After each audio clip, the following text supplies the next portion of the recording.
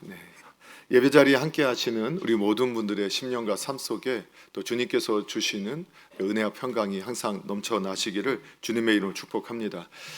한 주간 월요일 아침부터 시작해서 어제 새벽에 그 네팔 비전 트립을 또 CDP 지역을 방문하고 그때 은혜로운 시간들을 가지고 무사하게 귀국할 수 있었습니다. 그러니까 성도님들의 기도가 얼마나 힘이 있었는지 일정 가운데 안전하고 또 하나님께서 허락하신 은혜들을 함께 잘 보고 경험하는 시간이 될 수 있었습니다. 함께 기도해 주시고 후원해 주신 많은 성도님들께 진심으로 감사를 드립니다. 그리고 같은 은혜가 우리 받은 은혜가 우리 교회 안에 또 성도님들 안에 그 가정과 모든 섬기는 일들 안에 흘러가기를 주님의 이름으로 축복합니다. 그래서 오늘 저녁에는 우리 그 선교팀들이 잠깐 인사를 또 드리고 또 몇몇 분들이 또 짧게 또 준비된 간증을 통해서 받은 은혜를 나눌 텐데 또 저녁에도 함께 참여하셔서 많은 은혜를 받으시면 감사하겠습니다. 오늘 이제 우리가 함께 사무엘상 17장 41절에서 49절의 말씀을 함께 읽으셨는데요. 이 본문을 중심해서 오늘은 다윗의 승리라는 제목으로 말씀을 통해서 은혜를 받는 시간을 가지려고 합니다. 지난주에 우리는 다윗과 골리앗의 전투 진행의 과정을 통해서 다윗이 어떻게 믿음으로 이 전쟁을 준비하고 전투를 준비했는지를 살펴봤습니다. 특별히 권위 앞에서의 올바른 태도의 모습을 통해서 인본주의자의 권위자, 인본주의자인 권위자의 명령에 순종하면서도 하나님의 뜻에 온전히 순종할 수 있는 지혜를 함께 찾아볼 수 있었습니다. 또한 그가 목자로서 막대기, 지팡이와 물매 그리고 물맷돌 5개를 가지고 이 전쟁을 준비하며 나가는 모습을 통해서 하나님께서 준비된 사람, 특별히 준비된 것을 자기의 일에 익숙한 자라고 표현하고 있는데 자기의 일에 익숙한 자가 되어서 하나님 앞에서 쓰임받게 되는 모습을 통해서 승리하게 하는 삶이 어떠한 믿음의 삶의 모습이 하는가를 우리가 함께 배우게 되었습니다. 오늘은 이 다윗이 이 전투를 통해서 승리를 거두게 되는 장면의 말씀을 함께 읽으셨는데 결국은 오직 하나님을 사랑하고 또 하나님을 온전히 의지하는 자가 진정한 승리를 경험하게 됨을 배우는 시간이 되기를 바랍니다. 그래서 먼저는 다윗의 승리는 하나님에 대한 사랑의 결과였다. 하나님을 사랑했던 결과로 승리하게 되었다라는 내용과 그리고 다윗의 승리는 오직 하나님을 신뢰했기 때문에 의지했기 때문에 가능했다라는 이 큰 주제를 가지고 함께 말씀을 통해서 은혜를 받으려고 합니다. 전체 내용을 우리가 함께 또 보겠지만 오늘 함께 읽으셨던 성경 내용 가운데서 45절 내용을 함께 한번 읽어보면 좋을 것 같습니다. 45절입니다. 시작. 다윗이 블레셋 사람에게 이르되 너는 칼과 창과 단창으로 내게 나아오거니와 나는 만군의 여호와의 이름 곧 내가 모독하는 이스라엘 군대의 하나님의 이름으로 내게 나아가노라. 아멘. 다윗이 그 만군의 여호와의 이름으로 전투에 나가게 된 이유에 대해서 오늘 성경에서는 바로 다윗이 하나님에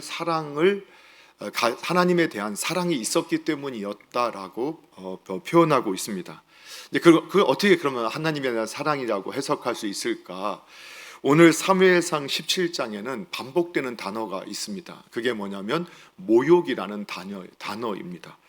우리가 보게 되면 10절, 25절, 26절 그리고 36절 그리고 오늘 함께 읽으셨던 45절에 5번이나 이 모욕이라는 단어가 반복되고 있다라는 것은 그만큼 이 단어가 주는 의미가 있다라는 것을 알 수 있게 되죠. 보통은 모욕이라고 하니까 한자로 보면 업실여길 모자에 욕될 욕자에서 그러니까 업신여기고 욕되게 한다라는 이런 표현이고 그래서 이 국어 사전을 찾아보면 깔보고 욕되게 한다라고 표현하고 있는 것을 보게 됩니다. 그래서 비슷한 만화들을 찾아보면은 멸시 그리고 모독, 부끄러움 이렇게 이 모욕이라는 단어를 사용하고 있어요. 그런데 물론 이 히브리어도 이런 의미를 갖고 있기 때문에 모욕이라고 번역했는데 히브리어 단어를 찾아보게 되면 역시 동일한 의미가 있고 거기에는 좀 더 모욕이라는 의미와 그 다음에 조롱 그리고 비방한다라는 의미가 담겨져 있어요. 그러니까 모욕, 비방, 조롱. 그래서 이 말은 비난하고 조롱하고 무례하게 다룬다라는 의미에서 이 단어가 나온 것을 볼 수 있게 돼요. 그래서 이 단어 모욕이라는 단어는 아주 무례하게 상대방을 다루고 조롱하고 비난하는 이러한 태도를 가지는 것을 모욕이라고 하는 것을 알 수 있게 되는데 이 단어가 성경에서 사용되어질 때 아주 심각한 경멸 또는 조롱을 할 때 쓰였던 것을 확인하게 되어집니다. 그래서 특별히 하나님을 모독하는 이런 행위 또 모독할 때 쓰는 표현으로 이 모욕이라는 단어, 그러니까 하나님을 모독하는 행위를 표현하는 단어로 이 모욕이라는 단어가 사용되어지고 있어요. 그래서 이 단순한 조롱이 아니라 신성을 모독하는데 의도적으로 신성을 모독하는 아주 강한 표현, 강력한 표현이 이 모욕이라는 단어인 걸 보게 되어집니다. 그래서 우리가 사무엘상 2장 10절에서 17절에서 하나님의 백성들이 하나님을 우상 섬기듯이 우상처럼 대했던 것에 대해서 엘리의 두 아들에 대해서 그들이 하나님을 모욕했다, 멸시했다 할 때 이 멸시와 같은 태도가 모욕이다라는 것을 알 수 있게 되죠. 그래서 하나님은 나를 멸시한 자를 경멸히 여기겠다, 멸시하겠다라고 말씀하셨던 것처럼 지금 이 이방인들이 하나님 앞에서 하나님의 사람들이 하나님을 멸시하는 것과 이방인들이 하나님을 모욕하는 것은 같은 의미다라는 것을 이제 알 수 있게 되어집니다. 다윗은 이 골리앗이 이제 10절에서 딱 골리앗이 하나님의 백성 앞에서 하나님의 군대를 모욕하죠. 이스라엘 군대를 모욕하는 소리를 계속하게 되고 다윗이 아버지의 명령을 따라서 형들을 방문하는 가운데 이 소리를 듣게 되죠. 다윗은 골리앗이 하나님의 백성을 모욕하는 것을 들으면서 마음에 아주 의분을 가지게 됨을 보게 되어져요. 왜 그럴까? 성경에 보면 거듭해서 반복되는 것을 보게 되면 이 이스라엘 백성들을 모욕했다라고 표현하거든요. 하나님 여호와의 군대를 모욕했다. 그런데 다윗은 이 하나님의 백성, 이스라엘 백성을 모욕하는 것을 하나님을 모욕하는 것으로 이해하는 신앙관을 가지고 있었던 걸 보게 돼요. 아주 성경적 세계관을 가지고 있었던 걸 알게 되죠.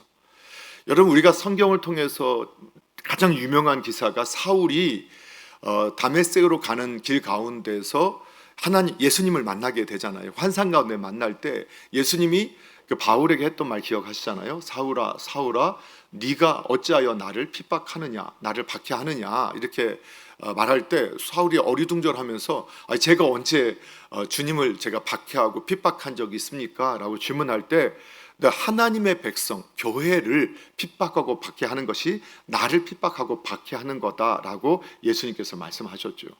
그래서 하나님은 하나님의 백성과 하나님 자신을 동일시 여기는 모습을 우리에게 성경에서 거듭해서 밝히고 있어요.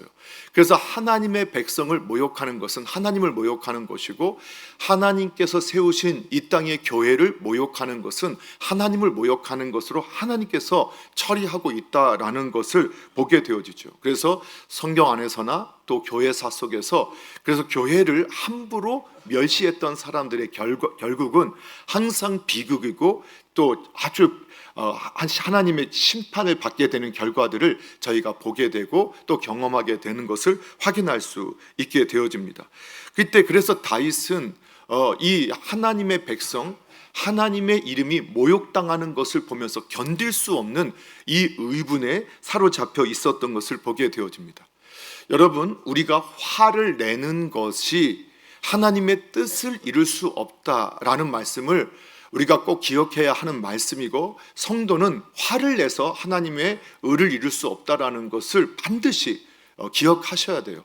그래서 우리가 화를 내면서 내가 하나님의 영광을 이룰 수 있다고 하는 것은 이 하나님의 이름을 사실은 모욕하는 것과 마찬가지예요. 하나님이 그게 아니라 하는데 자꾸 화를 내면서 나는 하나님. 그래서 우리가 화를 내면서 하나님의 의를 이룰 수 없다라는 것은 하나님의 말씀이기 때문에 그 앞에 반응해야 하는 것이 맞지만, 화가 나는 것은 잘못된 것이 아니라는 것을 우리가 확인하게 되죠. 하나님도 분노의 하나님이세요. 하나님도 분노하시는 하나님이시잖아요. 그리고 하나님 안에서 하나님의 형상대로 창조된 저와 여러분 안에도 분노의 감정이 있어요.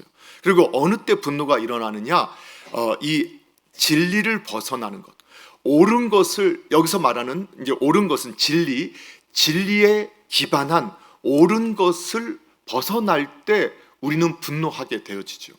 분노의 감정이 일어나게 되죠.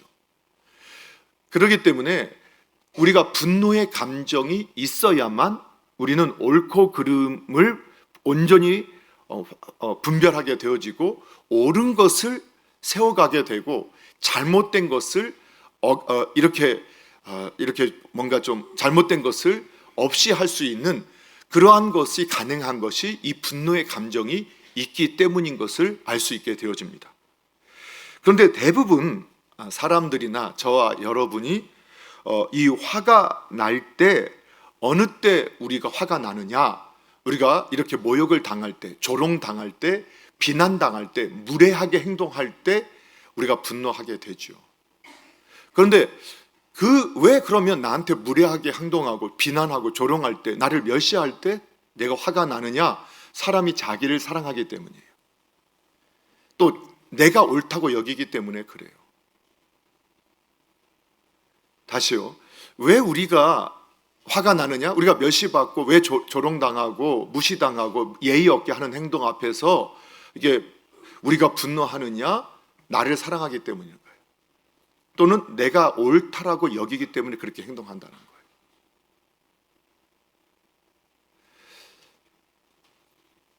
사람은 자기를 사랑해요. 그게 타락한 인간이 가지고 있는 본성이에요. 성경이 그렇게 말씀하고 있거든요. 그러니까 선교를 떠나게 되면 항상 이 악한 영들이 역사하니까 방해하는 것들이 있잖아요. 우리가 늘 깨어서 기도하고 기도를 준비하고, 그래서 더 기도를 부탁하게 되고, 왜냐하면 이게 영적인 싸움이니까.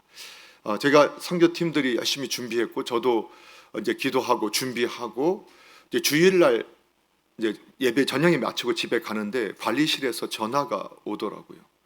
처음에는 안 받았다가 다시 오길래 전화를 받았는데, 어떤 전화였냐면, 왜 전화가 올 때가 아닌데, 아파트 관리소에서. 그랬더니 제가 토요일 날 이제 어떤 사역을 마치고 집에 와서 차를 주차를 하는데, 옆 차에 범퍼가 뒤가 아주 심하게 긁혀 있더라고요. 좋은 차였던 것 같아요. 그런데 그 카메라로 이렇게 CCTV로 보니까, 위에서 보니까 제 차가 카니발이니까 이렇게 위에서 갈 때 보니까 살짝 겹쳐 보이면서 그 긁혔다고 생각하는 차주가 제 차가 긁었다고 생각을 하고 신고를 했다는 거예요. 그걸 보자 하고 이 차밖에 없다 라고 하면서 거기다가 신고를 했고, 와서 빨리 처리를 해라, 그렇지 않으면 당신을 고발하겠다, 경찰에 고발하겠다 하고, 당신이 가해자다라는 표현을 딱 들었을 때 제가 갑자기 분노가 확 올라왔어요. 근데 이제 그쪽 차주도 제가 모르고, 일단은 바빠서 어디 갔대요. 그래서 제가 지금 와서 그럼 확인을 해라. 상식적인 선에서 제가 만약에 정말 긁었으면 제 차는 주차할 때 어라운드가 돼서 사방이 다 보이고, 그리고 제 가족도 타고 있었는데 전혀 그걸 느끼지 못했으니까, 그리고 와서 봐라, 관리소 직원분들한테 와서 봐라, 그 정도로 긁혔으면 이게 충분히 자국이 나야 되는 내 차에 자국이 없지 않느냐. 그리고 그분하고 와서, 지금이라도 와서, 나는 내일 새벽에 가서 토요일까지 없기 때문에 그분한테 와서 좀 보게 해라, 같이 좀 차를 대조해서 빨리 그냥 마무리하자 했는데, 그분도 밖에 나가서 못 온다는 거예요. 그리고 하여튼 만약에 뭐 확인할 수 없으면 자기는 경찰에 신고하겠다. 그 말을 듣는데 제가 그 직원분들한테, 아니 눈으로 보지 않느냐, 이게 말이 되느냐 하면서 흥분한 좀 모습으로 제 나름대로는 굉장히 절제를 하면서 표현을 했어요. 그리고 났는데 이제 집에 딱 오는데 제 아내가 사모가 이제 말을 하면서 여보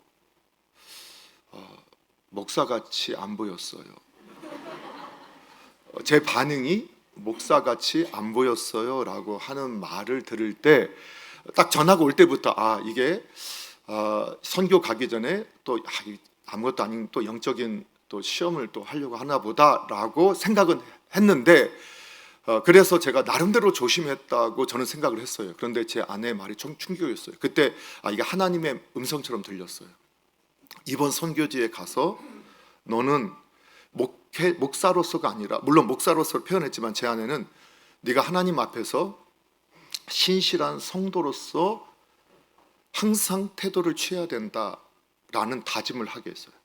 그날 저 집에 와서 방에 들어와서 그렇게 기도하고 출발할 때부터 선교 마칠 때까지 계속 그 사건을 기억하면서 저는 계속 저한테 네가 하나님 앞에서 있어야 된다, 네가 성도로서 태도를 취해야 된다라는 이걸 저한테 계속 되뇌었어요.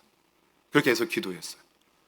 그래서 가면서도 기도대에게도 우리 장로님들에게도 성도님들에게도 기도 부탁을 하고 또 그 기도의 결과로 또 은혜 가운데 결국은 승리하고 돌아올 수 있었어요. 물론 돌아왔더니 토요일 날 신고가 접수됐다는 전화가 저한테 오기는 했어요. 그래서 편안하게 그러면 언제든지 가서 제가 대주해 주겠다라고 말할 수 있도록 또 하셨어요. 근데 그 시간에 제가 왜 짜증이 났을까? 너무 분명하고 제가 옳다라고 생각했기 때문에 그래요. 제가 저를 사랑하기 때문에 제가 의심받는 것 자체가 제 성향이 누가 그러더라고요. 검사를 해보니까 아주 그런 성향의 기질에 있는 사람들은 자신이 항상 옳게 행하려고 노력하는 동시에 의심받는 것, 행동을 안 하려고 하지만 그렇기 때문에 의심받는 것에 대해서 굉장히 참지 못하는 경향이 있다. 근데 그게 저를 사랑하기 때문에 나는 옳은 사람이야. 내가 옳고 나는 정직한 사람인데 내 정직함이 의심받는다? 거기에 분노하는 거예요. 그 이유는 더 깊이 영적으로 들어가 보면 나를 사랑하기 때문에 그래요. 나를 사랑해서. 그런데 오늘 본문에는 다윗은 자신이 형제들에게, 부모님에게, 형에게 비난을 받을 때도 화내지 않았어요. 분노하지 않았어요. 그런데 할례받지 못한 저 블레셋 이방인이 하나님의 백성 교회를, 하나님의 이름을 모욕할 때는 거기에 분노의 감정이 있었어요.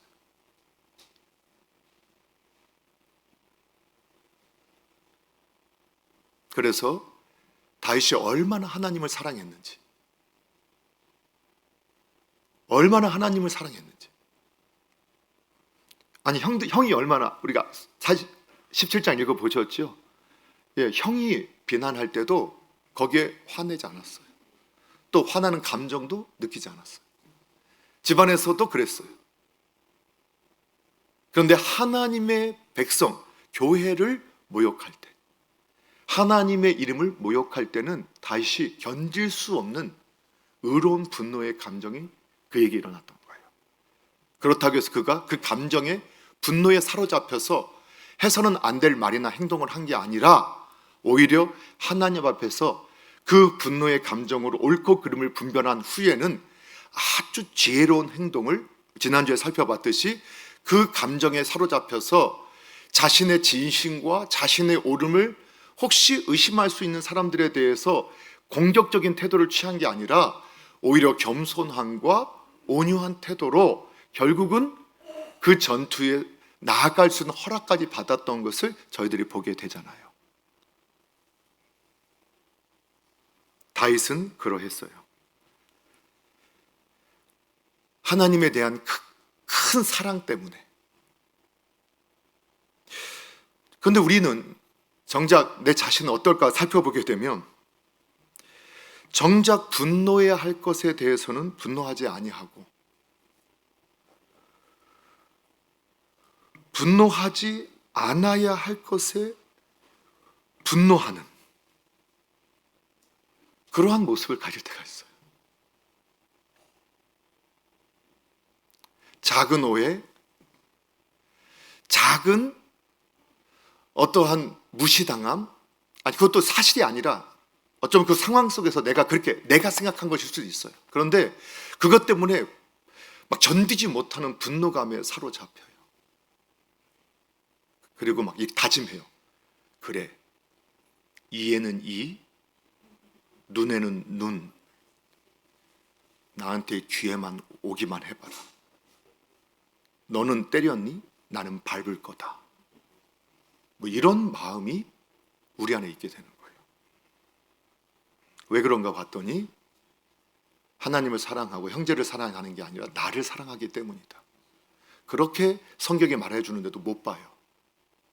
그게 우리의 한계예요. 근데 다윗은 자신이 멸시받고 무시받는 것에 대해서는 분노하지 않았어요. 그만큼 하나님 앞에서 자존감이 높았다라고 해석할 수 있겠죠. 하나님 앞에서 그가 얼마나 하나님과 깊은 관계 속에서 다른 사람의 무시, 멸시, 다른 사람의 평가잖아요. 그걸 별로 신경 쓰지 않은 거예요. 그냥 하나님 앞에서 언제나 신실하게 하나님 앞에 있었던 거예요. 그냥 자신의 주어진 일에 최선을 다하면서 하나님 신실하게.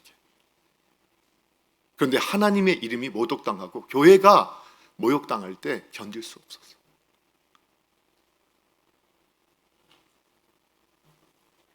하나님과 하나님의 백성에 대한 사랑이 있었기 때문에 가능했던 것이었죠. 이러한 다윗의 모습을 하나님 기뻐하실 수밖에 없었다고 말씀하시는 것 같아요. 그래서 다윗에게 승리에 참여하게 하셨고 또 하나님의 승리에 다윗이 함께 할 수 있도록 인도해 주셨던 것을 보게 되어집니다. 오늘날 많은 교회 이방인들이 또는 교회당 안에 있는 분들이 하나님의 세운 교회를 또는 하나님의 이름을 모욕하는 것을 두려워하지 않는 것을 보게 되어져요. 저는 그때마다 두렵거든요. 하나님, 그래서 기도해야 돼요. 회개하고 돌이킬 수 있도록 회개 또는 제 자신이 먼저 회개 기도하게 할 수밖에 없어요. 왜? 하나님은 하나님의 영광을 빼앗기지 않아요. 하나님의 이름을 모욕하는 자들을 반드시 멸하세요. 그게 성경의 역사예요. 하나님을 대적하고 하나님을 멸시하는 그 어떤 세력이나 개인도 하나님을 이길 수 없는 존재들이거든요. 근데 그분들이 자신의 처지를 모르고 어린아이가 까불듯이 하나님 앞에서 함부로 행동하고 말을 하는데, 여러분, 계시록에도 마지막 때 하나님을 대적하는 세력들의 특징이 뭐냐? 하나님을 무시하고 경멸히 여겨요. 결국은 하나님의 심판을 받게 돼요. 그래서 이 땅이 그러한 모습이 깊어지면 하나님의 심판의 때가 가까웠다고 해석할 수도 있어요. 그러나 이제 그런 것은 또 뒤로 하고, 오늘 저와 여러분 정작 분노해야 할 것에 분노하는 믿음을 갖고 계신지, 그 말은 진정 사랑해야 할 대상을 사랑하고 있는지, 또 분노하지 않아야 할 것에 분노하고 있지는 않은지, 여러분 우리 자신을 살펴보시고 다윗과 같은 신앙인이 되기를 주님의 이름으로 축복합니다. 두 번째, 다윗의 승리는 오직 하나님을 의지함으로 승리했어요. 45절에서 우리가 45절에서 같은 말씀을 읽으셨기 때문에 그가 이렇게 말하죠. 나는 만군의 여호와의 이름, 이스라엘 군대의 하나님의 이름으로 너에게 나아간다, 이렇게 고백하고 있어요. 다시 한번 다윗은 하나님을 사랑했기 때문에 이 전쟁에 이 전투에 참여하게 됐던 거예요. 의로운 분노 가운데, 그러나 그 화에 사로잡혀서 잘못된 행동을 한 게 아니라 오히려 더 하나님 앞에서 냉철하게 믿음으로 온유와 겸손으로 나아갔어요. 그리고 그때 이 전투에 참여하면서 다윗은 다윗을 모욕하고 하나님의 이름을 모욕하는 그 골리앗 블레셋 장군 앞에 말하면서 다윗은 너는 칼과 단창, 창을 가지고 나오지만 나는 칼과 창이 아니라 여호와의 이름으로 나아간다, 이렇게 고백해요. 이걸 통해서 우리는 17장을 읽으면서 다윗이 전투에 참여하면서 사울 왕이 이 전쟁에 나가서 골리앗을 이기면 주겠다라는 이 상급을 물어보는 장면 때문에 혹시 다윗이 상급 때문에 나아갔나? 이렇게 이해할 수도 있을 것 같아요. 그러나 전후 문맥을 통해서 우리는 다윗이 자신의 이름, 자신의 영광, 자신의 보상을 위해서 이 전투에 참여한 것이 아니라는 것을 우리는 확신할 수 있잖아요. 그렇죠? 다윗은 지금 자신의 보상, 자신의 영광, 자신의 이름을 내기 위해서 이 전투에 참여한 게 아니에요. 하나님의 이름, 하나님의 하나님의 영광이 침해당하는 그 현장을 견딜 수 없어서 이 전투에 참여하게 됐다는 거예요.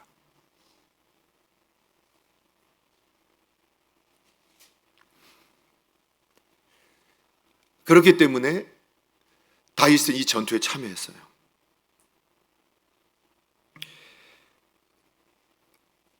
그래서 그가 칼과 단창이 아닌 하나님의, 그런데 실제로는 막대기하고 물매 갖고 나갔잖아요. 그럼 이렇게 말하는 게 맞잖아요. 너는 칼과 단창으로 나오는데 나는 막대기와 물매를 가지고 나간다, 이렇게 말해야 되는데 막대기와 물매가 아니었어요.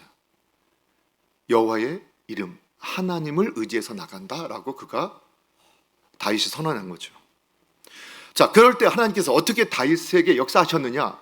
그렇게 보니까 이제 성경이 이해되는 게 그거예요. 다윗이 골리앗을 봐요. 골리앗은 지금 사울 왕과 이스라엘 백성들의 눈에는 도저히 감당하기 어려운 중무장을 한 거대한 용사예요. 그 용사 앞에서 사울 왕과 이스라엘 백성, 그들도 하나님의 백성인데 다 겁에 질려 있었어요.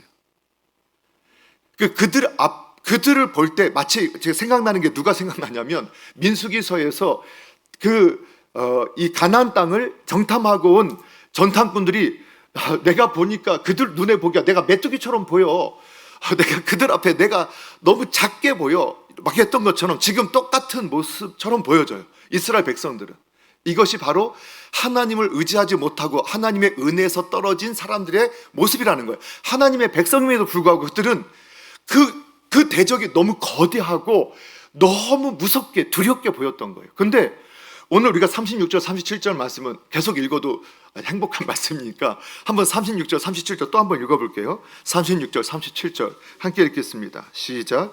주의 종이 사자와 곰도 쳤은즉 살아계시는 하나님의 군대를 모욕한 이 할례받지 않은 불에 살 사람이리까 그가 그 짐승의 하나와 같이 되리이다. 또 다윗이 이르되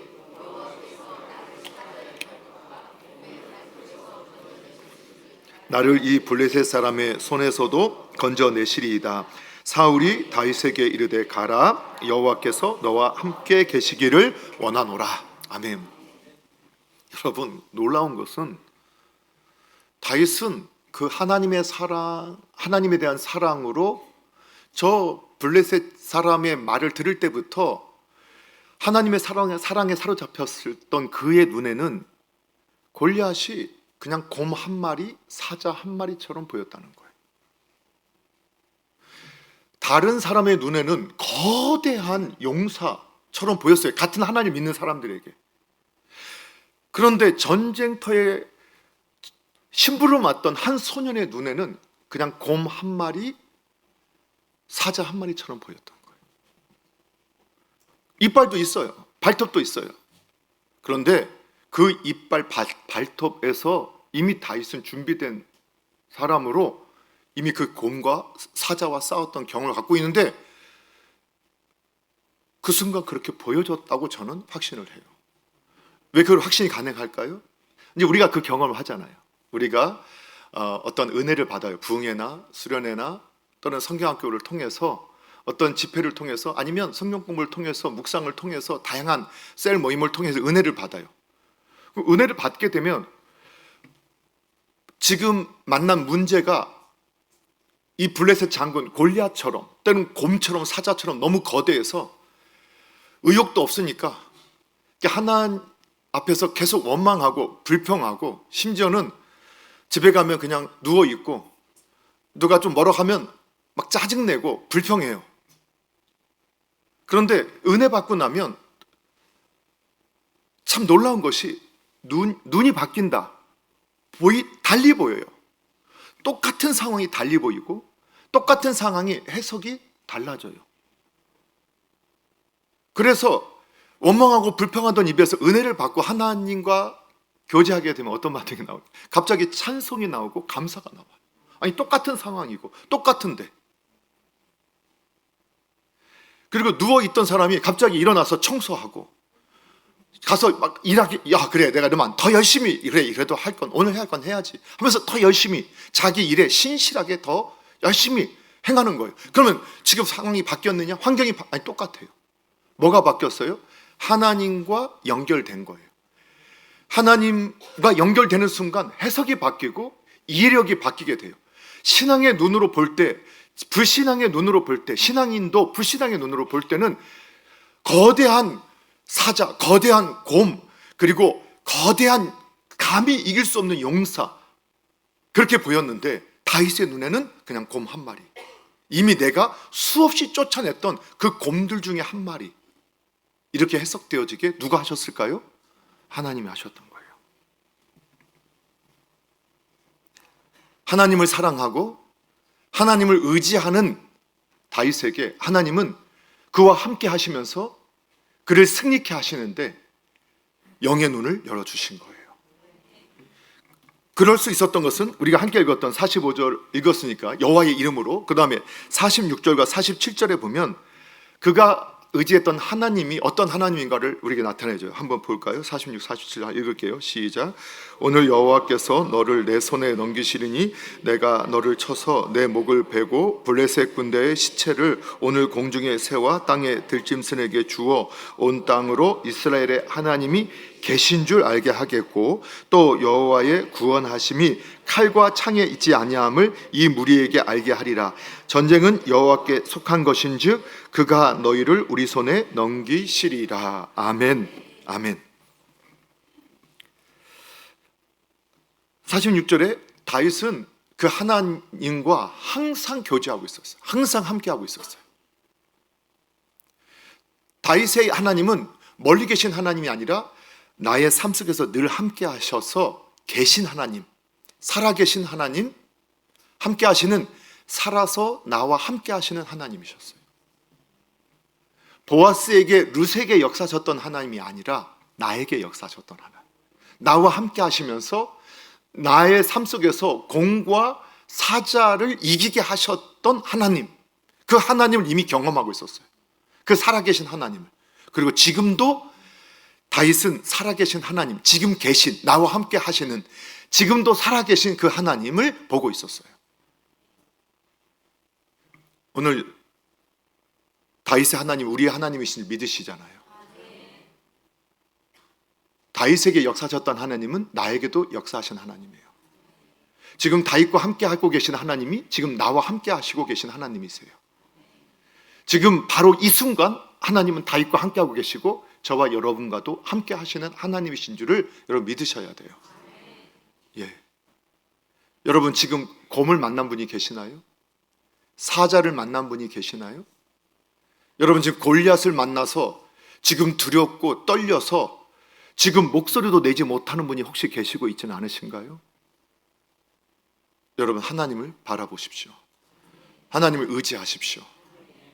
그분이 어제 우리와 함께 하셨던 그분이 오늘도 여전히 살아계신 그 하나님이 함께 하심을 믿으시기 바랍니다. 성경에만 역사하시는 분이 아니시고 과거에만 역사하신 분이 아니라 지금 우리에게 역사하시는 그 하나님을 의지하시는 분이 되시기를 바랍니다. 그리고 구원하심이, 그리고 전쟁은 여호와께 속한 것이다. 47절의 고백처럼 다윗은 인생의 생사화복을 주관하시는, 또 인생의 승패를 주관하시고 결정하시는 분이 하나님이시라는 사실을 믿고 나아갔어요. 그래서 승리할 수 있었어요. 여러분, 인생의 생사화복, 그리고 인생의 어떠한 영적 싸움, 모든 싸움에서 승패를 결정하시는 분은 누구시라고요? 하나님이세요. 그래서 우리가 사무엘상에서 이미 2장 6절 7절에서 한나의 그 찬양과 기도 속에서 하나님은 죽이기도 하시고 살리기도 하시고 수월에 내리기도 하시고 거기서 올리기도 하신다. 가난하게도 하시고 부하게도 하시고 낮추기도 하시고 높이기도 하시는 분이다. 이미 고백했던 그 고백이 다윗에게도 그대로 있었다라는 걸 알게 돼요. 예. 그렇기 때문에 전쟁의 승패가 하나님께 있다는 걸 믿었기 때문에 나아간 거예요. 그러면 여기서 또 한 가지, 왜 그게 승리냐? 다윗이 혹시 골리앗에게 졌다 하더라도 절대로 하나님 앞에서 승리자로 기록되어졌을 거다. 뭘 졌다는 게 어떤 위기를 당했다 하더라도, 한 번에 돌이 안 맞았다 하더라도, 여기서는 한 번에 끝냈지만 두 번, 세 번, 네 번, 다섯 번 그냥 통쾌하게 한 번에 쓰러뜨렸지만 구르고 이기든 넘어져서 이기든 후에 봤을 때 그 승리가 동일한 승리였다고 저는 확신을 해요. 왜 그럴까? 우리는 종종 내가 원하는 결과가 많이 승리라고 생각하지만 성경 그렇게 말씀하지 않거든요. 때로는 감옥에 가는 것이 승리가 될 때가 있어요. 베드로가 감옥에 갇히는 것이 승리였어요. 바울과 신라가 매를 맞고 감옥에 갇히는 것이 승리였어요. 과정 가운데 승리였다는 거예요. 마지막도 하나님의 승리 속에 우리가 참여하게 될 거예요. 보이는 것에 따라 승패가 결정되는 게 아니에요. 저와 여러분이 하나님 앞에서 신실하게 믿음으로 하나님 앞에서 살고 있다면, 여러분 오늘 그 앞에서 하나님이 허락하신 그 결과가 승리라는 사실을 믿을 수 있어야 돼요. 때로는 동일한 상황에서 죽는 것이 승리이고, 때로는 하나님이 살게 하시는 것이 승리일 수 있어요. 보이는 것이 아니라 하나님의 결정에 순종할 수 있는, 결정을 믿음으로 받을 수 있는 그 사람이 승리하는 성도인 줄로 믿으시기 바랍니다. 그래서 시편 33편 16절 이하에 보게 되면 다윗의 고백이에요. 많은 군대로 구원 얻은 왕이 없으며 용사가 힘이 세어도 스스로 구원하지 못하는도다. 구원하는 데에 군마는 헛되며 군대가 많다 하여도 능히 구하지 못하는도다. 여호와는 그를 경외하는 자 곧 그의 인자하심을 바라는 자를 살피사 그들의 영혼을 사망에서 건지시며 그들이 굶주릴 때 그들을 살리시는도다. 우리 영혼이 여호와를 바라며 그는 우리의 도움과 방패시로다. 우리의 마음이 그를 즐거워하며 우리가 그의 성호를 의지하였기 때문이라. 다윗의 승리는 전적인 하나님에 대한 신뢰였어요. 그리고 그 하나님을 의지했기 때문이에요. 승패가 하나님께 있음을 확신하고 있었어요. 그러면 여기서 또 한 가지 질문을 할 게 있어요. 그럼 칼과 단창을 가지고 나가는 건 잘못된 것일까요? 그럼 칼과 단창을 다윗이 갖고 가면 잘못된 건가요? 아니, 이렇게 질문할 때는 아니라고 하는 게 맞는 거죠. 예, 칼과 단창을 가지고 가는 게 문제가 아니라는 거예요. 뭐냐? 칼과 창을 의지하는 것이 문제라는 거예요. 칼과 창을 가지고 가도, 그래서 다윗이 막대기와 물매를 가지고 갔지만 다윗은 막대기와 물매를 의지한 게 아니라 누구를 의지했다고요? 하나님을 의지한 거예요. 이 차이를 여러분 이해하시나요? 이걸 모르기 때문에 우리가 자꾸 마치 몸에 병이 있을 때 병원을 가거나 약을 먹으면 믿음이 없는 것처럼. 아니라니까요. 병원과 약과 의사만 의지하는 것이 문제인 거예요.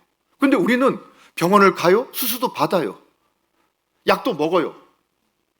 예, 이번에 성교회 갔더니 우리 갈 때부터 우리 성도님이 약도 챙겨주시고, 또 우리 권사님들이 얼마나 쟁겨 오신 게 많은지, 이거는 먹지 마라, 이거는 먹으라, 얼마나 제 앞에서 자꾸 이렇게 하시는지.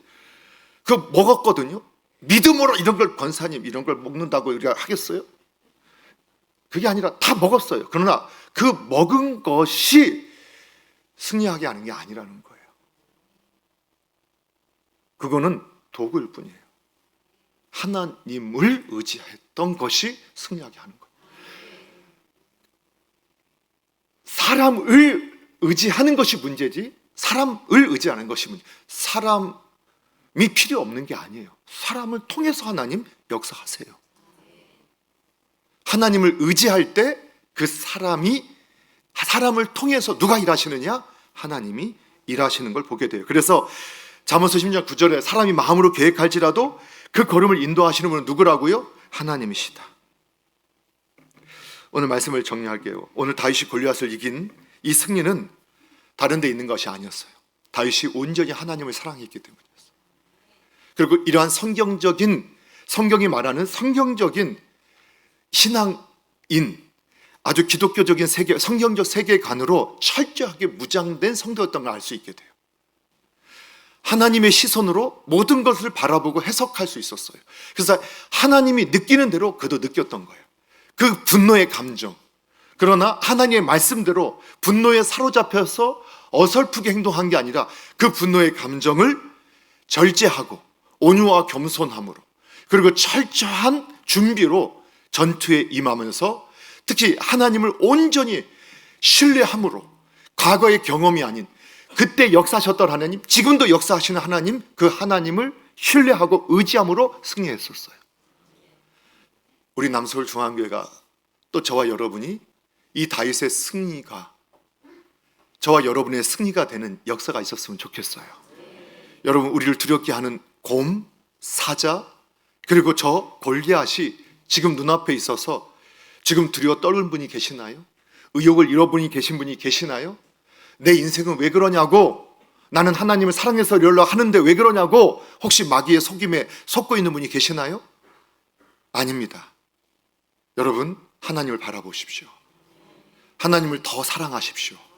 하나님이 우리의 삶에 이미 예비하신 승리, 그 승리를 누리게 하실 것입니다. 그 승리에 참여하는 저와 여러분 되기를 주님의 이름으로 축복합니다. 우리 함께 합심하시죠.